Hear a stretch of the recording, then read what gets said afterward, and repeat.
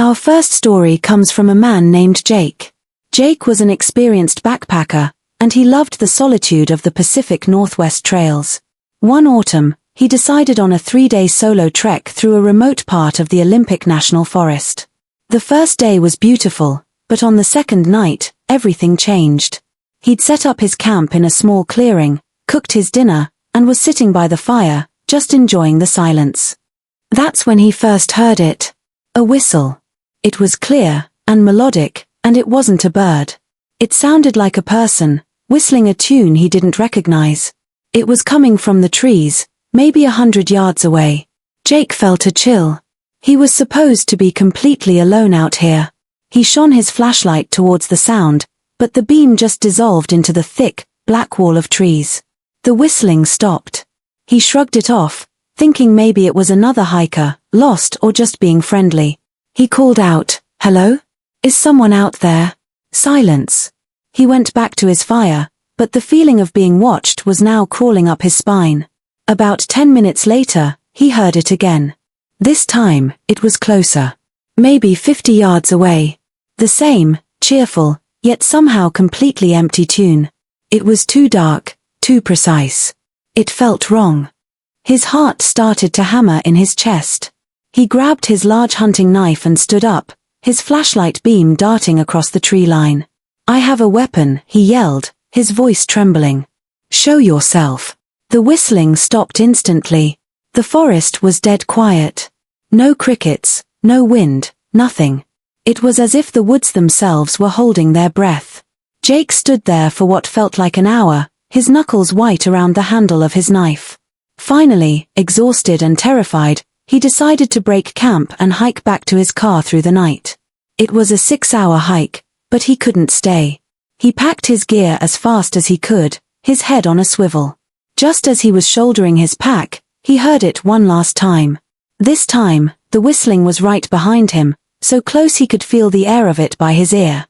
It was low and soft, and it ended with a faint, wet chuckle. Jake didn't look back. He ran. He crashed through the undergrowth, branches whipping at his face, not caring about the noise, only caring about putting distance between himself and that sound. He ran until his lungs burned, only stopping when the first light of dawn began to filter through the canopy. He made it to his car, shaking and sobbing with relief. As he fumbled for his keys, he saw something that made his blood run cold. Stuck to his backpack was a single, long, gray hair. And smeared on the handle of his hunting knife was a patch of a strange, dark, sticky mud that smelled faintly of decay. He never went back to those woods. To this day, he can't hear someone whistling without feeling that same primal fear. He often wonders, what was it that got so close to him? And what did it want? Our second story is from a woman named Sarah. When she was 19, she and her boyfriend, Mark, were driving back from a concert, taking a notorious shortcut through a state forest known as Black Pine Woods. It was a pitch-black night, with no moon, and their old sedan was the only car on the road. Suddenly, the engine sputtered and died. They rolled to a stop on the shoulder, surrounded by an ocean of darkness. No cell service. Nothing. Mark popped the hood, but in the beam of his phone's flashlight, he couldn't see anything obviously wrong. "I think we're stuck here till morning," he said, his voice tight with frustration. That's when Sarah saw it. Deep in the woods, maybe a quarter-mile off the road, was a single, steady, white light. It looked like a porch light. "Mark, look. A house," she said, hope surging in her chest. They debated for a minute. Stay in the locked car, or risk the woods to try and find help. The thought of that light, that symbol of safety, was too tempting. They decided to go for it. The walk was a nightmare. The trees were dense, and the ground was uneven. Their one phone flashlight created more shadows than it illuminated. Twice, they heard heavy footsteps crunching through the leaves just out of sight, but whenever they swung the light, there was nothing there. After 20 minutes of struggling, they reached a small clearing. In the center stood a dilapidated, old cabin. It looked abandoned for decades. The windows were boarded up, and the door hung crookedly on its hinges. But the white light, it was coming from inside. It shone brightly through a crack in the boards over one window. Its Someone's home, Mark said, trying to sound confident. He walked up the creaky porch steps and knocked on the door. It swung inward with a long, slow groan. The inside was one single room, empty, covered in dust and cobwebs. There was no furniture. No sign of life. And in the center of the ceiling, hanging from a bare wire, was a single, old-fashioned light bulb, shining with that intense, white light. "It's just a light bulb," Sarah whispered, her heart sinking. "How? There's no power." As soon as she said it, the light began to flicker. Not like a bad connection, but in a pattern. On, off, on, off. Long, short, long. It was deliberate. Mark's face went pale. That's an SOS signal," he stammered. They stood frozen, staring at the blinking light. Then, from the darkest corner of the room, where the light didn't reach, they heard a soft, ragged breath. Then another. Something was in there with them, hiding in the shadows, signaling for a help it would never receive. Sarah and Mark didn't wait to see what it was. They turned and ran, faster than they ever had in their lives, back towards the road. They didn't stop until they saw the glow of headlights from a passing truck, which they frantically waved down. They were safe. But Sarah told me that sometimes, late at night, she'll see a distant light from a neighbor's house. And for a split second, she'll think it blinks. Once. Twice. 3 times. A signal from the dark, a reminder that they never did find out who, or what, was in that cabin. This next account comes from a hunter named Ben. It was the opening day of deer season, and he was in his tree stand in a dense forest in upstate New York well before sunrise. A thick, heavy fog had rolled in, reducing visibility to just a few dozen feet. The world was silent and gray. As the sky began to lighten, he saw movement. A figure was walking slowly between the trees. It was tall and unnaturally thin, and it seemed to be moving without making a sound. At first, Ben thought it was another hunter, but something was off.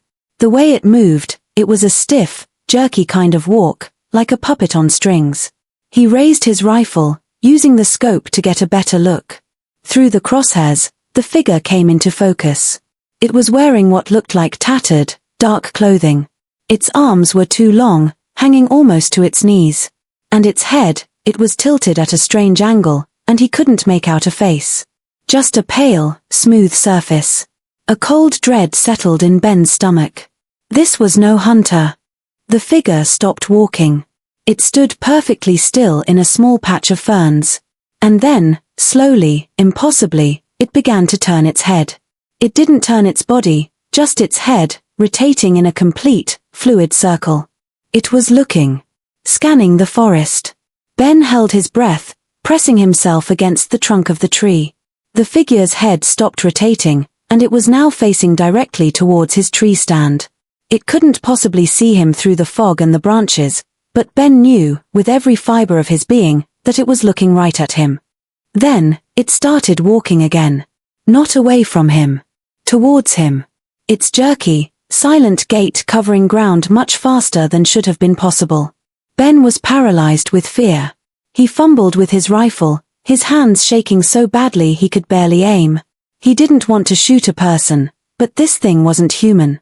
It was getting closer. He could see its long, spindly fingers now, brushing against the tree trunks as it passed. He made a decision. He fired a warning shot into the ground about 20 yards in front of the figure. The crack of the rifle echoed through the silent woods. The figure stopped. It tilted its head again. And then, it let out a sound. It wasn't a yell, or a scream. It was a high-pitched, static-like screech, like a radio tuned to a dead channel. The sound seemed to come from everywhere at once. The figure then turned and glided back into the deeper fog, disappearing from sight. Ben didn't wait. He scrambled down from his stand and ran all the way back to his truck. He reported what he saw to the park rangers, but they found nothing. No footprints. No evidence. They told him it was probably just another disoriented hunter in the fog. But Ben knows what he saw. And he hasn't gone hunting since. He says the worst part wasn't the way it looked, or the sound it made. It was the feeling he got when it looked at him. A feeling of being studied. like he was just another animal in the woods, being sized up by something that was at the very top of the food chain. This story involves two friends, Chloe and Liam, who got lost while hiking in the Scottish Highlands. They'd strayed from the main path to take a photo, and before they knew it, the sun was setting and they had no idea which way to go. Panic was starting to set in. Just as darkness fell, they stumbled upon a narrow, but well-worn path. It wasn't on their map, but it was a path, and it had to lead somewhere. Relieved, they started to follow it. The path was easy to follow, even in the dim twilight. But after about 20 minutes, Chloe stopped. "Liam," she whispered. "Do you hear that?" He listened. It was a faint, rhythmic sound. Shush click. Shush click. Like something being dragged, followed by a sharp tap. It was coming from somewhere up ahead, on the path. "Probably just an animal," Liam said, trying to sound brave. They pressed on, but the sound didn't get closer or farther away. It just kept pace with them. Shush click. Shush click. The woods around them felt oppressive, the trees leaning in to listen. They rounded a bend and saw something that made them freeze. The path forked. But the fork didn't make any sense. One path continued straight, looking exactly like the one they were on. The other path, to the left, was also well worn, but it ended abruptly at the base of a massive, gnarled oak tree. It was a dead end that had been walked on by hundreds, maybe thousands of feet. Shush click. Shush click. The sound was clearer now, coming from the dead-end path. They shone their light down it. The path was empty, leading only to the thick tree trunk. "This is wrong," Chloe said, her voice trembling. "Let's go back." They turned around to go back the way they came, but after walking for 10 minutes, they found themselves right back at the same forked path. The tree, the two paths, the eerie dragging sound. They were trapped in a loop. Terrified, they decided to leave the path altogether and just bushwhack in the direction they thought was south. It was slow, difficult going, but they had to get away from that sound. After what felt like an hour, they broke through a line of bushes and found themselves on a familiar hillside. They could see the lights of their car in the distance. They never found that strange path on any map. They never figured out what the dragging sound was. But Chloe told me that sometimes, in her dreams, she finds herself back on that path. And she's always alone. And from the darkness behind her, she can always hear it. Shush click. Shush click. Getting just a little bit closer each time. Our final story is from a family. The Millers. They were camping in the Adirondacks, a tradition they did every summer. Mom, Dad, and their two young sons, Sam and Leo. They'd set up their two tents, built a fire, and roasted marshmallows. It was a perfect night. They went to bed around 10. The parents were in one tent, the boys in the other, right next to them. In the middle of the night, Sam, the older boy, woke up needing to use the bathroom. He shook his brother awake. "Leo, come with me to the outhouse." Leo, half asleep, grumbled, "No, I'm tired." "Just go by yourself. It's right there." He pointed a sleepy finger towards the dimly lit outhouse at the edge of the campsite. Hesitantly, Sam unzipped the tent and stepped out into the cool night air. The fire was just embers. The only light came from a single bulb on the outhouse. He was about halfway there when he heard a soft, crunching sound from the tree line. He stopped, his heart leaping into his throat. He squinted into the darkness. Between two tall pines, he saw a man standing there. The man was perfectly still, just watching their campsite. He was tall and wore a dark, heavy-looking coat, which was strange for a summer night. Sam couldn't see his face, it was shrouded in shadow. "Dad!" Sam whispered, hoping it was his father checking on them. The figure didn't move. It didn't respond. Sam was frozen in fear. He wanted to run back to the tent, but his feet felt like they were made of lead. He and the figure just stood there, staring at each other across the dark campsite for what felt like an eternity. Then, the figure took a step forward. Not a normal step. It was a slow, deliberate, shuffling step. It moved into a patch of moonlight, and Sam saw its face. Or rather, what should have been its face. It was pale and waxy, with deep, dark sockets where its eyes should be. And it was smiling. A wide, impossibly large smile that showed too many teeth. Sam finally found his legs. He screamed and sprinted back to his tent, scrambling inside and frantically zipping the flap shut. He was crying, shaking his brother awake. "There's a man out there. A man with no eyes." Their parents, woken by the scream, came rushing over. Their dad, armed with a heavy flashlight, searched the entire campsite. He found nothing. No footprints. No sign of anyone. He told Sam it was just a bad dream. But Sam knew it wasn't. And Leo, who had been half asleep, confirmed the worst part.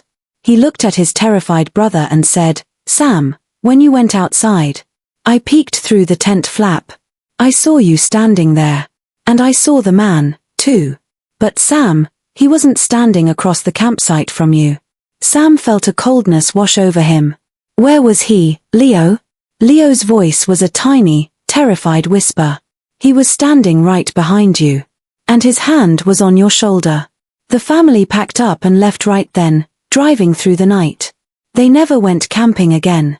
Sam says he can still feel it sometimes, a cold, heavy weight on his shoulder, and he can still see that wide, toothy smile in his nightmares. A smile that was meant just for him. These are just a handful of the countless stories that emerge from the shadows of the world's deep woods. Places where the rules of our world seem to bend, and where things that should not exist walk freely in the dark. It serves as a chilling reminder that when you venture into the wilderness, you are a guest. And you can never be sure what else is out there with you, watching from the trees, waiting for the sun to go down. Which story scared you the most? Comment below and subscribe for more true horror stories.